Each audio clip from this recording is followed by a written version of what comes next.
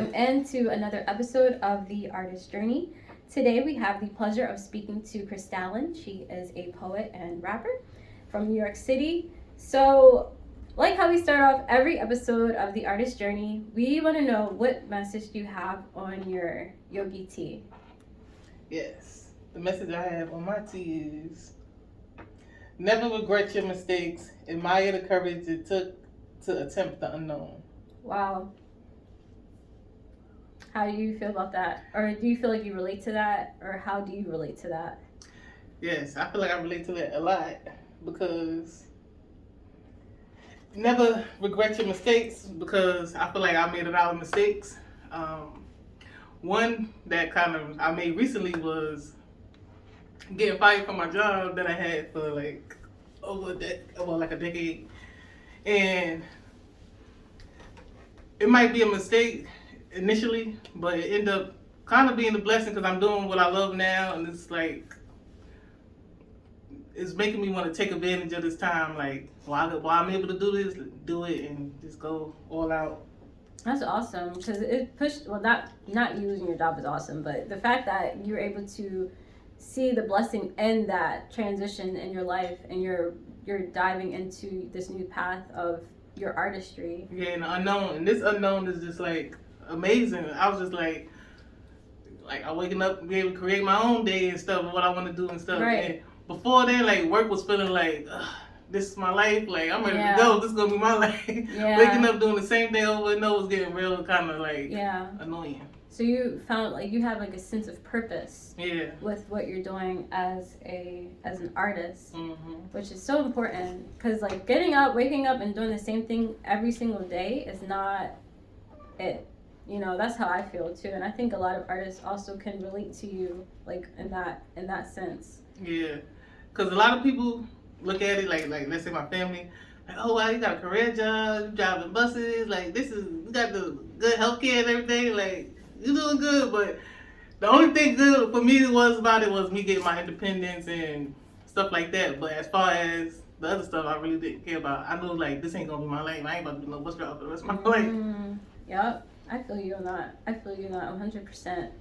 That's the thing I like about being an artist is that you can create your own lane. You're the architect of your own life. You know, you're not depending on others to create your happiness or create your purpose. You're going within the unknown into the darkness, and you're manifesting that on your own based off of like who you are. You're growing, which is like the beginning of the journey. So with that being said, how did your journey start as a writer? Like, how did you start becoming an artist? Like, how did that? Okay, the first song I ever written was it was a rap to Missy Elliott, Super Duper Fly. Okay. And I had to be like maybe 11, 12. Yeah. I think I found one of my mom's tapes. Yeah. And it had like the instrumental on it after the song would play. So this what made me want to write. My sister had wrote a rap. I got a lot of sisters, but I'm the youngest. So how many sisters you got? I have 5, 6 sisters. Wow. You have any brothers? 6 sisters. 1 brother. Wow. All them ladies. Yeah. 6 sisters, 1 brother. So I'm the youngest biological girl, and so all my sisters older than me, most of them. And the one right above me, she's 2 years. She had written a rap, and her rap, I see she was getting a lot of attention, and the rap was a little freaky for her age, but it was like, all right, I see it, I could do it, she could do it, I could do it. So it made me want to write. And the rap I wrote, I was just, at the time, I was like, man, this is the hottest thing I ever heard, because I was getting into music and stuff then. So I'm like, man, this kind of fire. So that's how I got into it. And that, I was sharing with my other sister that's like, she was like a teenager at that time. And her friends would like it. I'll be their entertainment while they on the stoop and stuff. Giving me extra time to stay up and just rap and stuff in the summertime. So that's really how I got in it. Seeing like, all right, the older kids even liking my stuff, so I must be kind of good. Yeah, absolutely. It gives me like a sense of confidence, you know. Yeah, that's cool. Yeah, that you saying that makes me think of KRS-One, a rapper from Newark. He talks about the beginning of hip hop, of basically how someone created a rhyme and then someone was like, "Yo, that's dope," you know, and then just continuing that. So that's cool. So you just started writing when you were a child, and you never stopped. So Well, that was I knew I could rap. I would rap it, and everybody wanted me to rap that, and that was that. So I probably made like 2 songs around that time. Then I just, as a kid, did other stuff. But when I broke both my legs at like 14, at the same time. Damn, how you do that? That sounds awful. You can laugh now. That sounds painful. How I did it, I was chasing the fastest person on the block. Wow. And as soon as I was close enough I could reach out and touch him. And as soon as I was going to reach out, he dipped into the street. And I tried to dip the same way, and it was a lot of like cracked up concrete. You know how like Brooklyn streets to be. So it was a lot of cracked up concrete, and after I just fell, broke both my legs then. Wow, that's crazy. That's intense. But during that time is when I got back into writing like seriously, because my sister was dating somebody that was a rapper, so he would tell me like, yo, you got something, you nice, like you should write songs. And he was just telling me how to go about it. He was like, yeah, they sell tapes with CDs. You can buy a whole CD with different old instrumentals and stuff. So at first I was using his tapes, but when my legs got healed and stuff, that's when I started buying my own mixtapes with instrumentals and just writing to them. And back then, you had to it was like 3 verses. Yeah. So everything I read, I needed 3 verses. Now it's a little easier, 1 or 2 verses, but it really like sharpened your skills. Yeah. So it was like a writing challenge, a music. Yeah, it really was, because he was trying to get signed at that time, and he was just telling me like what they were telling him and stuff. And he was like, yeah, they telling me I need 100 songs. Wow. So at that age, I'm bored, broke my legs. I was like, all right, I need 100 songs. You wrote 100 songs? No, I ain't writing no 100. I was like, that's but that was in my mind, like, I need 100 songs. I want to get on, like, so. But it sharpened your skills. Yeah. That's cool. That's awesome. So being a writer, I know a lot of like when you write, when a writer writes, it's usually like therapeutic. They're telling a story, an experience that they've had in the past, or just like an outlet. Has writing been that way for you? Like, has it been a way to like an outlet for you to express things that maybe you have, like maybe you don't normally express on a regular basis, like out loud, or like has it been would you say it was like therapeutic for you, as well as like a way to like, be write and just, express yourself too? Yeah. Yeah, it was always therapeutic. Like, even from young, I had substance in my rap. Like, one of the first raps, like, early on I wrote, like, around that 11 age, was to it was to a Kanye beat. I think it was Through the Wire. It was to that beat. Okay. And it was just talking about family stuff, and everybody was shocked. Even my aunts, and they kind of older than me, they was like, for her to have this substance in it and talking about the things she's talking about, because at the time, my mother had got us back from foster care at that time. So I'm talking about stuff like that, and my passing of my grandmother and stuff, and they was just like, oh wow. So it always been like, therapeutic to get my thoughts out, because I was the type of kid that would just act out. So extra hyper, acting out. So it gave me a place to like contain all that energy and put it into something. That's beautiful. And music wasn't even my first love. It was like art first, like drawing and sketching.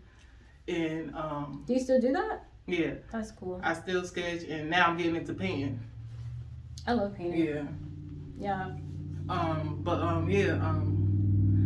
But the question was writing, is it therapeutic? Yeah, it's therapeutic. And as I got older and was writing, like around the 14 age, entering high school, really finding the music that resonates with me, which was like Tupac, DMX, Eminem. And the thing that they did with me, like when I be feeling down and depressed and I listen to their music, it'd be like, all right, that's when I knew for sure, like, all right, with my music, this is what I want to do. I'm gonna do this for somebody else, what they doing to me, and just how they was able to express how they feeling. Like, music would be like, when I listen to music, I want to hear like how they, if I'm feeling sad or mad, I want to hear that in the music. Yeah. So I want them to be reflecting how I'm feeling most of the time. But with poetry or spoken word, that's more like, it grounds me, keeps me like when I'm like, all right, I'm angry, I'm out of it. Like, now that's when the poetry, I need to go listen to some poetry, like to keep me level-headed or whatnot. Wow. Yeah. Yeah, absolutely. I like that you have so many layers of inspiration, like that's like created who you are today. And that's the meaning I put like behind my name, KRSTYLN, Mm-hmm. from the different styles of art I express myself in. Yeah, because it's music, as far as rapping, then the spoken word, then painting and drawing. So, do you feel like have you found like a motif, like something like a theme, or between your music, your poetry, and your art, like your paintings? Do you feel that like they kind of interconnect between your like your worlds? like something that string them all together. Yeah. Yeah. Like, With my art, it's more, well, let's say with sketching, it's more focused. I'm looking at something, I'm getting it down, like I'm getting my thoughts, like I'm focused so hard on something, like my thoughts is coming out and getting clear. That's how I can sort out things. With painting, it's more free. If I'm not being so like got a certain picture in mind, but I get more freedom with painting. And both of them is like, it reminds me of like just that childhood freedom, like doing what you want. And yeah. so I get freedom with that. Then so it's really like fun. That's why I want to sell it. I want to get to a point where I can sell art, but I be so attached to it. I gotta figure out how to like detach from it. It's personal too, because like it's almost like if someone were to take that away from you, like you can't write, you can't paint, you can't draw. It's like strange, because it's like, so like speaking personally from my personal life, if someone were to take that from me, I would feel like confined, like kind of in prison in a way. Yeah. So it's like, it is personal, it is for you, and some of the things you do is just it's an outlet of expression. So like, if you were, not everything is meant to be seen. Like I have those paintings back there, and it's like, I'm not gonna sell and I don't really care if people like it or not, because I'm like, it's really fine. It came from a place from like me. So like, same thing like with you and your artistry, your poems. I'm sure you have tons of work that you never even shared, probably. Yeah. So like the art part makes remind me of like childhood freedom, just like getting my thoughts out, organizing things, and just that's the art, fun. The music represents more of like the trauma, getting past that, how I got past that, and that's really like with the music and poetry too. But with the spoken word, what people don't know is I only got one official like spoken word piece that I consider a spoken word piece. Okay. That's like, that's when I met you. So. Yeah.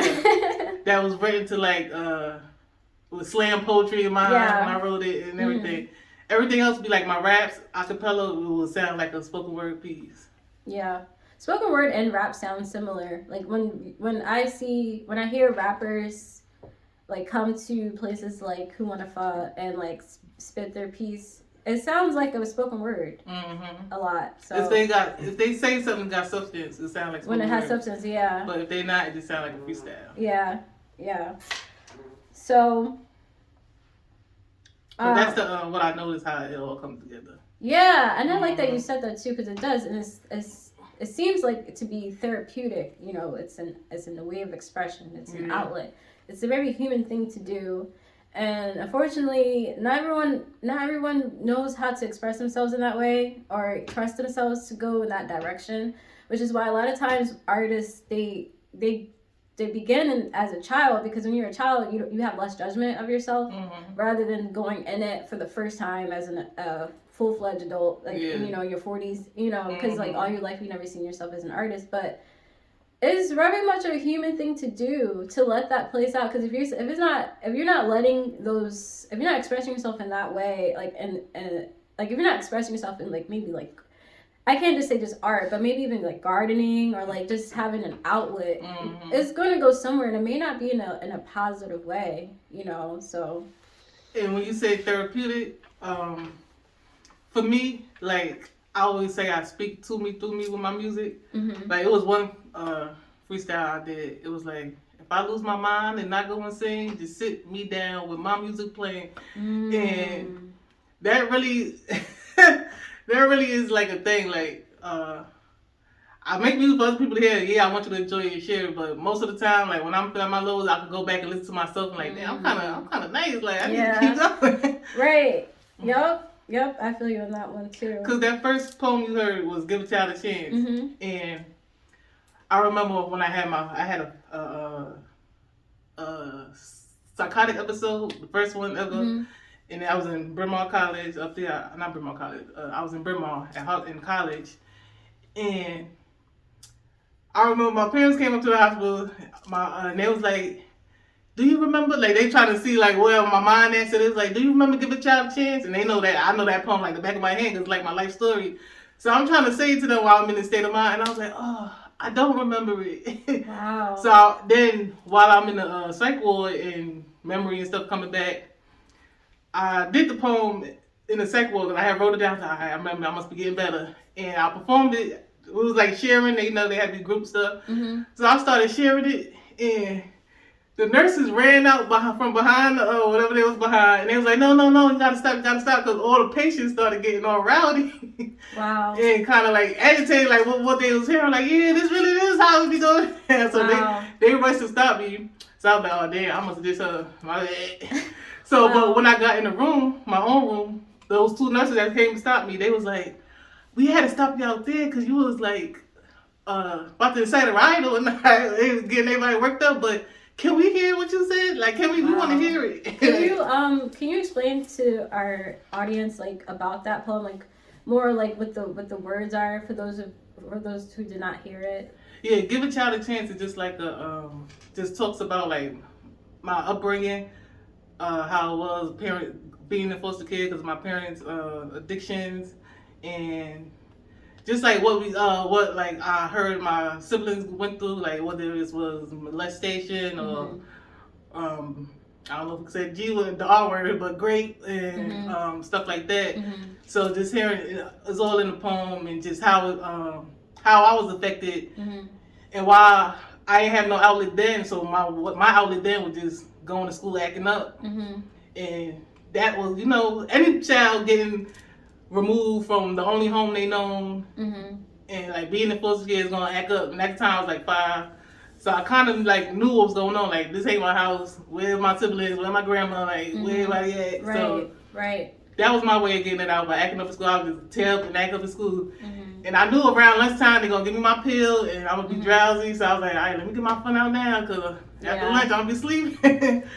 So that's what that poem is about. Like, talk about being considered all the labels that they try to put on you, like ADD, ADHD, emotionally disturbed, all that, like act like you can't learn and stuff. But it's like I knew what I was doing. Like I'm gonna do something. This is how I'm getting it out, and I'm about to come to school and have all the fun I could. Yeah. Wow, that's so powerful. Like, that's really powerful that you said that, because you're able to turn all that into art, like poetry, and like just let yourself like just create, And I feel like unfortunately not everyone does that, or even able to step out and then like look at the whole bigger picture, like how you are. So like this is why art is so powerful and so important, like, to the world. Hell yeah. So wow, thank you for sharing your story. Others might not be able to put that in words, but to hear that and be like, man, I went through the same thing. Like, so since I wrote that piece so young, I wrote that piece like when I was like 18, 19. Well, not 18.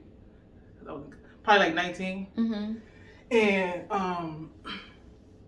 at the time when I performed it for my peers, they was relating like, yeah, I went through that and went through that. Now when I perform, it was like they relating on a different level. Like, yeah, they do Drake try to do the same thing with my kids, like try to say they need medicine and calm down and stuff. So it's just like. And I've worked in a school before, and I've seen students drugged up. Like they were fine. Like, I've seen them sleeping, and they're like, "Oh, he just had his medicine." Like, so you're gonna let this? It's okay that he's sleeping through all of these classes, missing classwork, and then because a lot of times the teachers they want them like that so they don't be a disruption to the class. But I'm like, you're kind of it's counterintuitive. Like, that's exactly how it was. Because when I was acting up in class, like I get my work done, then ain't nobody else get work done once I'm done. So that's usually how it is. So the teachers, they was like, all right, Crystal, They're like, you can go to the computer room. Like, go to the computer room. So I'd be happy in there playing games and stuff, but cause they know ain't nobody about to learn after that. And I was so much aware of what was going on. Like, I knew if I took my pill in the morning time, I'd be drowsy the whole day in school. Yeah. So I was like, why I'd be drowsy the whole day and at lunch after that other half of the day. So I was just like, I would spit my pills, like hide the pills and stuff in the morning. Then I would cut up in school, so my foster mother would know, like, all right, she acting up, she ain't take her medicine. Yeah. She started finding them around the steps and stuff. Yeah. So then in school, I was like, all right, I know I'm gonna get around lunchtime and be calm and much, however they want me to be. Controlling your environment, see? Mm-hmm. So, circling it back to today, to your work, do you have any upcoming projects? Yes, I'm working on something. A project is in the works now, titled "Beautiful Trauma," where just like me seeing like all this stuff I go through, like I'm able to talk about it now with a smile on my face because like we made it, we made it through all that. So it was like, yeah, let's talk about it so the next generation can take whatever they could take out of it, or whoever's gone through it or been through it and worked through them emotions could take whatever they could take out of it. Absolutely. So, absolutely, your voice is needed. Yeah, it's seriously needed. You know, so. So that's the music I'm working on. Yeah. With the spoken word, I want to like write more pieces that's like, spoken word standards. But if it comes, it comes. But if it don't, it don't. But that's what I want to do with the spoken word. That's great. I'm excited. Mm-hmm. I'm excited for that. So. Can you tell us about your, because I know you have music, a music out, and you have a song called Real One, mm-hmm. and you have a music video out on YouTube. Can you tell us about the inspiration behind that song and like the process of you making that? Yes, Real One. The inspiration behind that song was actually a breakup. Oh, okay. But you wouldn't think because I'm big enough woman and talk about the type of woman I want and real one. But at that time, I got broken up on. Then I realized like I probably was getting cheated on this damn whole relationship. Wow. Because the person that they ended up with was somebody that like a friend that was bored around and stuff. And I was just like, that's some fucked up shit. Yeah. So I felt like I could have went the route of like bash your woman or bash your other, just like, then I was like, nah, we ain't gonna do that. We're gonna talk about the type of woman I want, or we're gonna big up women and do it that way. That's so smart. So that was how that came about. Reverse. And that's crazy you asked me that because I never spoke about it. I think I need to do like a lyric breakdown, so at least, that'd be cool. At least put out like what it's about. That'd be great. Yeah, do that and put it on Instagram and YouTube and all that stuff. Yeah, that'd be a great idea. So with everything, what message do you have for young poets, young musicians coming up who may have had like a background or upbringing that like that's not easy, they don't have like the perfect background, but like they're young coming up as artists. What do you have like any message for them? All right, the message I would have. All right, I had kind of like two messages. The cliche message would be, do what you can as often as you can, and the best you could do it.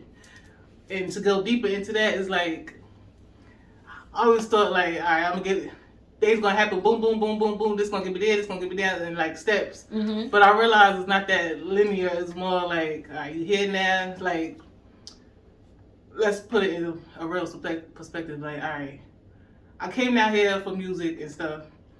Then I realized, all right, I need to get my own place where I could just like focus on me. So then I got my place. I was like, all right, I got the job, I got my place. Now I can focus on my music. But when I had the job and the place, I couldn't focus on my music because all my time was going into work. And it was like, I was too tired to do music. Now it's like, I'm doing music full time. It's like, all right. So that wasn't the next step. It's like I had to go back a little bit. Now I could do this. And I might have to go back into the work world, but when I go, how that happens. And I was like, when I go back into the work world, if I have to go back, then it'll still be like for music. Like right now, I'm trying to work on like setting up systems and stuff where things go flow more smoother. as far as just music coming out, content and stuff like that. So I just want them to know it ain't that linear. Like I used to think like at 25 I was supposed to have everything figured out and stuff. At 25, look at my diary from when I was 25. I was like, damn, I ain't no shit. And that's when I came down here. And that's when I got like my own place and stuff when I was 30. But it was like, all right, now I'm 35. And I still got the same enthusiasm as I had when I was first started at like 11, 12, 13. Like it never shifted, it never changed. I mean, it was frustrating times where I was like, all right, this is the boring time of my life where I gotta work and do this every day just to get something. And it got like that, but I just want them to know it's not gonna be as linear as you think. It's gonna be some steps back to take a few steps forward. Don't think you gotta have everything figured out at 25. It should be no age restriction on your passion or nothing. Like, I got a project out now called Respect Your Passion. And the funny thing about that project, that I got fired right before it came out. Like, I knew I was going to get fired right before it came out. Yeah. And it came out October 30th. I knew, like, all right, October 15th, I was like, all right, this about to be the last time. My official, like, release date was November. But that project is what got me through that time. It was just like everything I was talking about in that project, Respect Your Passion. It was like, all right, now I got to stand on it. Like, I got to be about what the records are talking about. And I just want to go down the track list so you can get the idea. It was like, I Will Not Let Up, No Help, Humble Beginnings, just stuff like that. It just made me like, all right, this the soundtrack that's gonna push me into like the entrepreneur I need to be, or able to stand on my own and be self-sufficient and make some income for myself, like outside of depending on the job. I want to depend on my own creativities and talents and stuff like that. So that would be my advice. Like, don't put no age restriction on your passions. Absolutely. Yeah. I be seeing the AI videos of the grannies battle rapping, and I be like, yeah, that's gonna be me. That's what I want to do. I don't battle rap. I want to be rapping till I'm old, like when I'm old. Yeah. Yep. And that goes back to you saying that makes me think of what you said earlier. You make music for you, through you. Like your music is for you and it speaks through you. Yeah. I think I quoted you right. Okay. Yeah, absolutely. And you know, it's interesting too, like going to feed off of what you just said, is like, I feel like my childhood didn't really end, because I've started like creating, making art, like, and singing and stuff when I was like for fun, like for play. And I still do that. And it's like, I have this, like, I feel like that part of me feels like very childlike, very childish. Like, I honestly feel like a kid, an adult child, but like, you know, but I have to do adults. I have a responsibility of life. The thing that makes us adults is the responsibilities that we have to hold up to, and like the work, but like, don't let go of your inner child. Like, it's funny that you say that, because I feel the same exact way. I'm like, I've been seeing people, I'm like, all right, they get married, they got kids, and I just be so happy, like, this is so fun to me. Like, I just feel like a big ass kid. It made me feel like, damn, am I supposed to be feeling like this? But I know it's like the best feeling for me. Yeah. So I don't know, like, yeah, people need to give themselves more permission to like return to their passions and stuff. Yeah, return to your passion. That's basically too what it's about. That tape, respect your passion, return it back to what you love. Because a lot of us put a lot of stuff on back burner just for that responsibility as we get older. You want to get certain stuff, but once you get that certain stuff, return back to that passion. Like, and they call it growing up. You're like, oh, it's time to grow up. Look, it's time for me to put down the paintbrush and, you know, go to. But that's the thing that make you the happiest. So now you all grown up and you like, God damn, I don't even. Yeah, then you look back and the next thing you know, you're like, you know, in your 70s, and you're like, you know, God blesses you to live that long. You're like, wow, you know, and everything, your kids are growing, everything's changed, the world has changed, and you may sit back and think about those times. You know, you let those times pass you by. You know, so, but like, don't give up on your passions. I like that you said that. And don't put an age restriction on yourself, because you can it's never too late. Yeah, and it's like 35, like around the 30s, 40s, I feel like that's the prime, like, to be doing stuff. Because it's like, especially if you still got that childlike energy, now you got the money to get the stuff you wanted, like. Yep, and the wisdom. You're not as, because like, your brain doesn't fully develop until you're 25. You're the front part of your brain, the reasoning part of your brain doesn't develop until you're actually 25 years old. you know, and then we have See, so that much makes sense then. yes, and we have so much societal pressure on us to do all these things, and like your brain literally just develop, baby, like just calm down, and then like, and, you know, then the next part is like, okay, and then you have like, now you have the reasoning part of your brain is now fully developed. Now you have experience, you know what doesn't work, you know, you touch the hot stove enough to know like to not touch it no more, you know, so like, yeah. And now with stories being shared and stuff, all right, now I just pull from their experience and do my own thing too, you know? Yeah, absolutely. Well, thank you so much for being on our show and for sharing conversation with us. So, do you have any last words you want to say?